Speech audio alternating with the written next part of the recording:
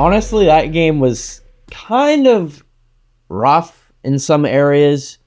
There is some parts in the first quarter, I think, like whenever they tried going for that fake and the wide receiver didn't even catch it. Pierre, I think his name was.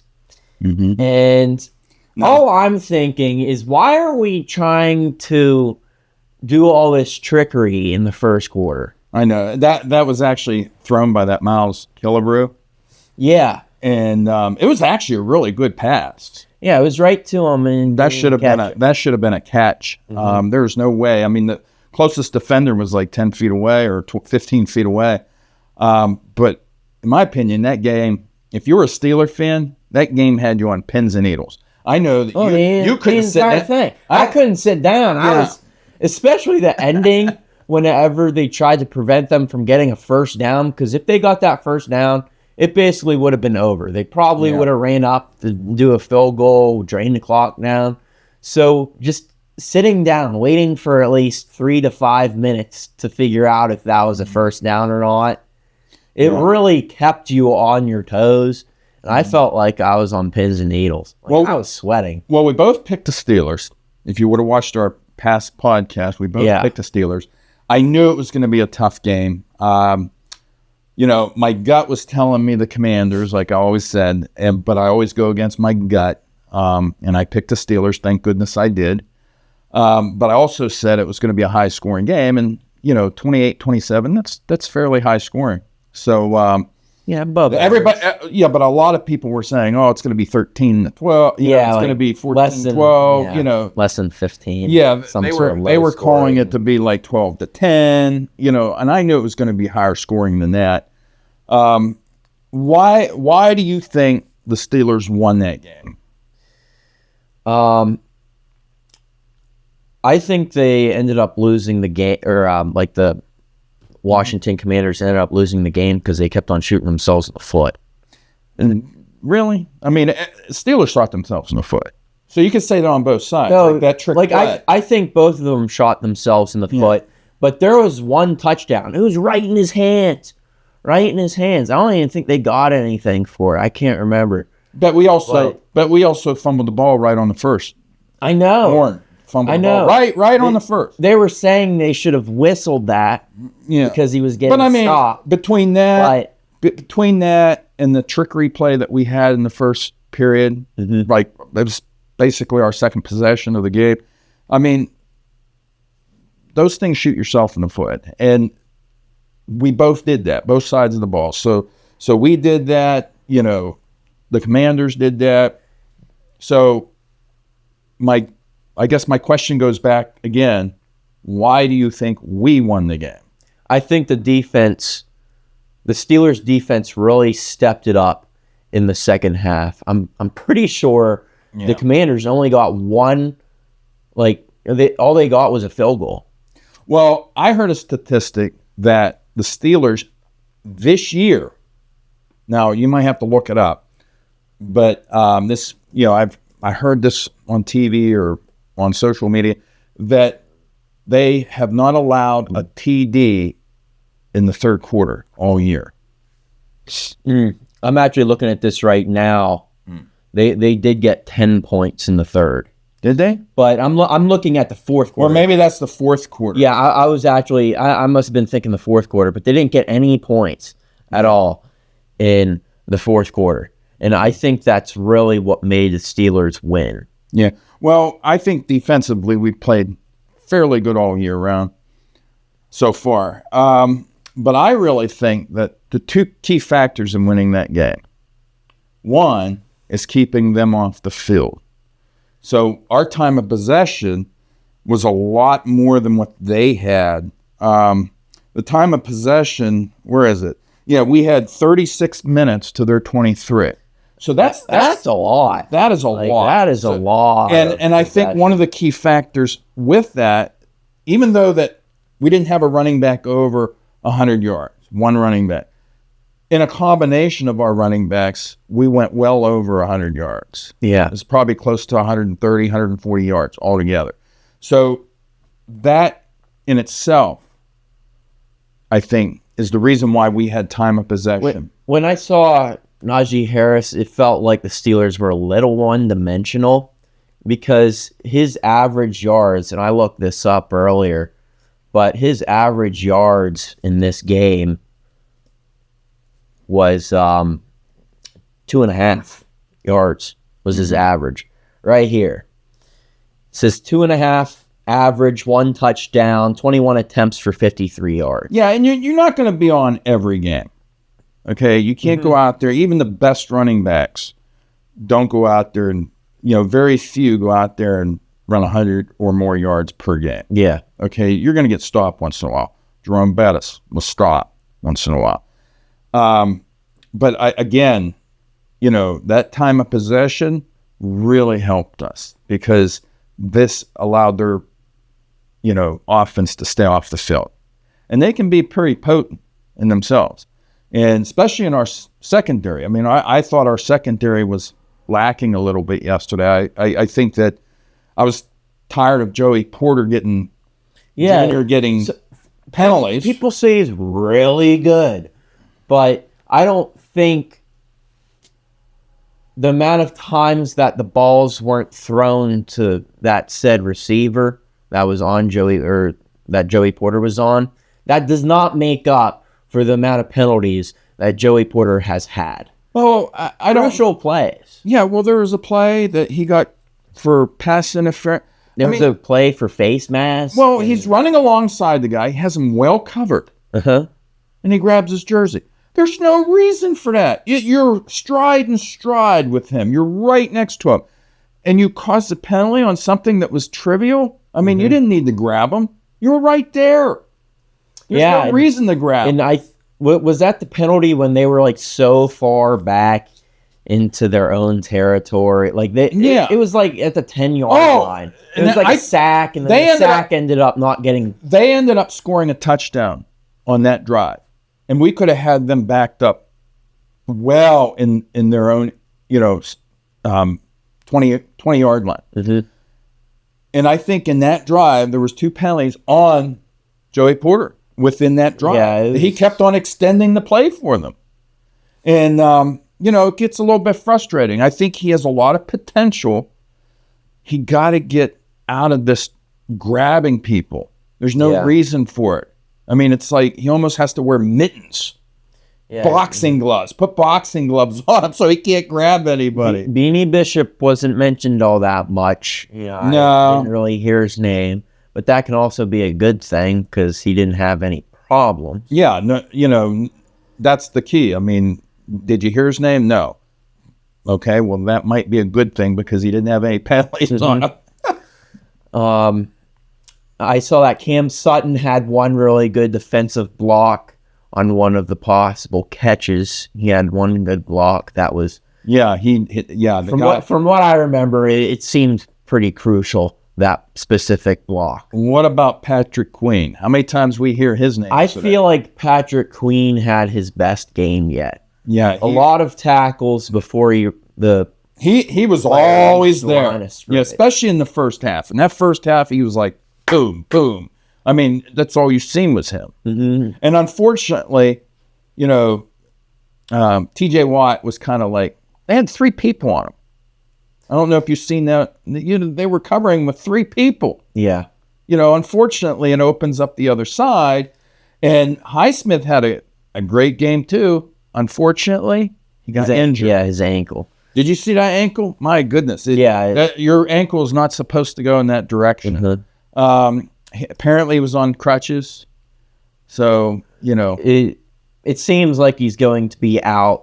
Yeah, for quite some time. Yeah, I don't know if he'll even be back in the next couple weeks. Yeah, that could be a long term. We might not see him again until the playoffs. And speaking of injuries, Calvin Austin, I heard he had that head injury or something like, injury to the head. So he ends up getting concussion protocol, he'll probably miss no more than a week. That's the thing about a concussion. Because if you looked at the play, it didn't look that bad. Yeah. But when you're talking about the head, and depending on where you're hit, and he might have been hit more in the back of the head, it can be worse than what you think. So he could very well had a concussion. We don't know that. We'll find out later this week when they do the injury report. And one of the TJ Watt stuffs, I know it says bad call, but it was actually a no call. Yeah. And that was TJ Watt getting held when it should have been a 2-point convert or a safety. Yeah. It should have been a safety. TJ Watt was right there, but one of the Commanders' offensive tackles was holding on to him, and it was clear as day. That happened a couple times in that game. Yeah, it was clear as day. That one was critical because that would have been 2 points for us. Mm-hmm. And again, there's always going to be players on each side of the field. And for instance, the Commanders, it was like 4th and 9. They had to get a first down. If they would have extended the play, they could have kicked a field goal to win the game. Mm-hmm. Okay, or at least that would have gave us a little bit of time on the clock, but at least they would have been able to kick a field goal. But their own player came back. And a lot of people online is like, oh, he passed it. I know. He passed it. No, okay. Twitter erupts after controversial late spot in Commanders versus Steelers. That wasn't controversial. He caught the ball. He was past the line. Then he reached forward, no longer past it. Then he started rotating. Minkah Fitzpatrick managed to touch that receiver before he fully rotated to reach back to the line that he originally was at. Yeah. Well, the spot was awful. There's no doubt about it. It wasn't a whole yard, but it was more like a foot. Yeah. But it doesn't matter because they wouldn't have had a first down anyway. Mm-hmm. Okay, because that was 4th and 9, I think it was. Yeah. So, they would have never had the first down. Okay. By rights, the guy should have caught the ball and then fell backwards. What was his name? Zach Ertz? Yeah, I'm pretty sure that's his name, Zach Ertz. That's who caught the ball. If he would have just fell forward instead of coming back, not sure why sometimes they do that. He must have hung around our receiver. What? Person going backwards? You thought about Deontay Johnson? Yeah. Catches ball, goes backward. It's like, what are you doing? But, that's unfortunate for them. But I think that's football. I think our defense did really good in the fourth quarter. Just the second half, I feel like they did pretty good.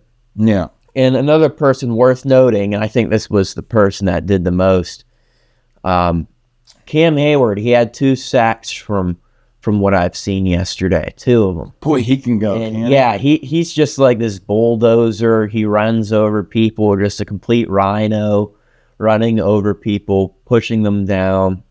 It's nice to see that he's healthy. He gets 2 sacks. Just our overall defensive line's ridiculous. Yeah. About everyone has the same amount of sacks. It's like 6 is what it feels like. And then, of course, we put that Smith in there yesterday, our new. Yeah, and he had I don't know if it was a sack or maybe like a running back trying to like run away or something, but he had a sack or a tackle or whatnot before the line of scrimmage. So they lost some yards because of what Smith managed to do. Now, there's a couple more plays I want to go over, and one is Mike Williams. He had 1 reception. And it was a really important reception.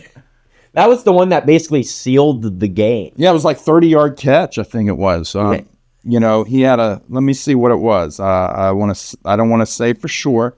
32-yard catch. Yeah, and that was the 1 reception, and it was a 2 touchdown. minutes. Final 2 minutes is. He said he didn't even know the ball was being thrown to him.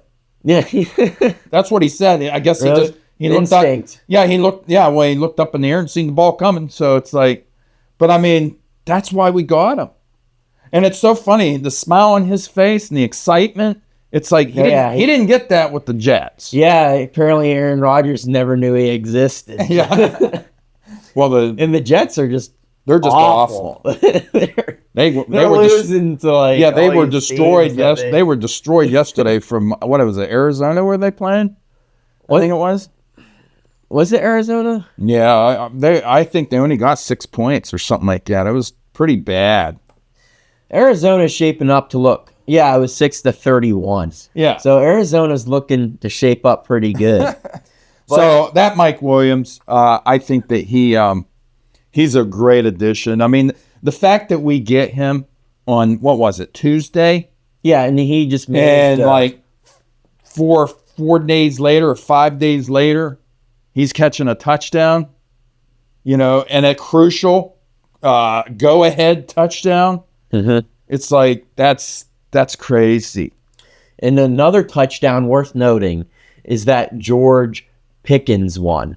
Where he twisted like in a pretzel just to catch it? Well, I said that he's like Mr. Fantastic. Yeah. He's like stretching his arms. There's no way majority of the receivers, if not all of the receivers in the NFL, couldn't catch that. Very few receivers in the NFL could catch that ball. George Pickens is the guy. Like for me, when I look at that, I say this guy is wide receiver 1. You should be throwing to him most of the time when you're in the red zone. The whole idea of him most of the time when it's 50-50, deep ball. A lot of times he's going to get double covered. Yeah. And this is the reason we went out and got Mike Williams. Because you can't put 4 people out there. You can't do that. No. Okay? And this is why it's nice. And then hopefully Calvin Austin's not hurt too bad. Yeah. Because he's our middle guy. Is he going to, catch those, moon balls that Wilson throws? Probably not. But he's going to do that spiral down the center, Yeah. quick. And because he's quick. So he can catch that short pass and run it down. Mm-hmm. And he's something to see. But there's one play that we haven't talked about yet. That was pretty like, oh, you're talking about hilarious. The ending. The ending. Oh, that was hilarious. And that was planned. Wilson went over, talked to Tomlin. They had a discussion. He went back into the huddle, talked to the guy. That was all planned. How could you fall for everyone in the world knew that they were just trying to draw him offside. Yeah, just trying to have him do a neutral zone infraction. Yep. Everyone in the world knew this. You'll never go 4th and 1 when the opponent's team, all they need is a field goal. Well, and it's at the 50 or whatnot. Yeah, they were close to the 50. 1 minute left. You're never going to do this. No, you're going to kick it and you're going to leave it up to your defense. Yeah. So they figured, we have 2 timeouts. Yeah, let's try it out. We have 2 timeouts left. They had Steelers had 2 timeouts. Let's just do a hard count. See if we can draw them offside. Everybody in the crowd, everybody on the field knew that that's what they were trying to do. Sure enough, the rookie, they drew him offsides, and that was like, and I think that's why the Steelers just erupted in laughter because it's like, well, they couldn't believe it. Did you see Russell Wilson? He's like doing this on the field. It's like I don't even think he can believe it. He's just like, oh my god, my goodness. Yeah, that was something. That's why I was like howling in the house. You were wondering what I was doing because you were watching a other show, like a show with your wife. Yeah, we were watching majority of the game, but you didn't get to watch the final 2 minutes or whatnot, and you just figured, oh, the game's over. But nah, that was probably the funniest play in the entire. No, I didn't get to see it. I got to see it on reruns, but it's still funny on reruns. And then of course you get on, Facebook or Twitter or whatever, and that's all you see. Every other video, it's like, that's crazy. Yeah, but I think that's really it for this game. I mean, I just feel like the game was just neck and neck. I feel like it was a back and forth between who was leading, and then there was a 10-point lead with the Commanders. Yeah. And then we managed to come back. So that's just how the Steelers play. Fourth quarter. And guess what? The Steelers played a very good opponent, and they ended up winning. Wait, what's your excuse now? There is no excuse. they have to get a little bit of, credit now. They have to get, somewhat, are they for real? I think they are. Yeah. Especially with Wilson in there as quarterback.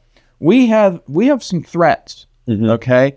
And so, I mean, that's great. My name's Gary Petrie. This is Alex Petrie, and together we're GAP GAB.